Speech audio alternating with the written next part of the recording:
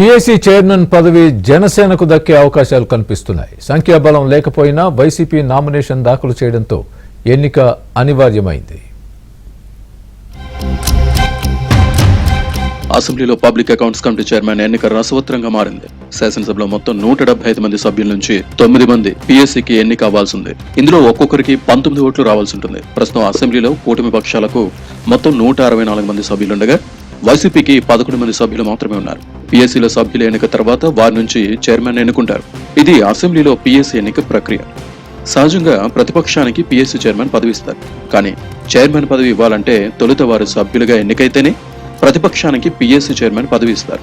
అయితే ఏపీ అసెంబ్లీలో పీఎస్సీ సభ్యుడిగా ఎన్నికవ్వాలంటే వైసీపీకి బలం లేకుండా పోయింది. కానీ వైసీపీ తరపున ఎమ్మెల్యే పెద్దిరెడ్డి రామచంద్రారెడ్డి నామినేషన్ దాఖలు చేశారు.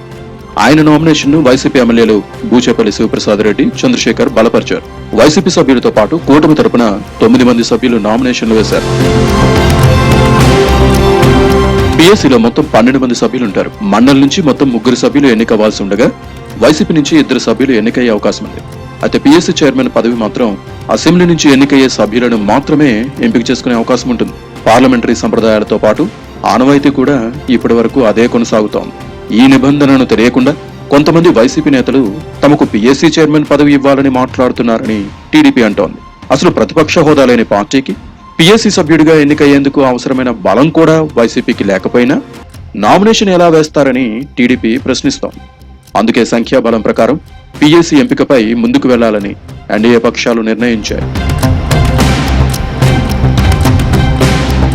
ఇదిలా ఉంటే వైసీపీ తరపున నామినేషన్ వేసిన పెద్దిరెడ్డి రామచంద్రారెడ్డి సభ్యుడిగా ఎన్నికయ్యే అవకాశం లేదని టీడీపీ వర్గాలు చెబుతున్నాయి. దీంతో పీఎస్సీ చైర్మన్ పదవిని జనసేనకు కేటాయించాయి కూటమి పక్షాలు. భీమవరం ఎమ్మెల్యే రామాంజనేయుల పేరును డిప్యూటీ సీఎం పవన్ కళ్యాణ్ ఎంపిక చేశారు. ఇక పీఎస్సీ చైర్మన్ గా Puna Ravikumar, estimates committee chairman గా వేగుళ్ల జోగేశ్వరరావును ఎంపిక చేశారు. రేపు అసెంబ్లీలో పీఎస్సీ సభ్యుల ఎన్నిక జరగనుంది.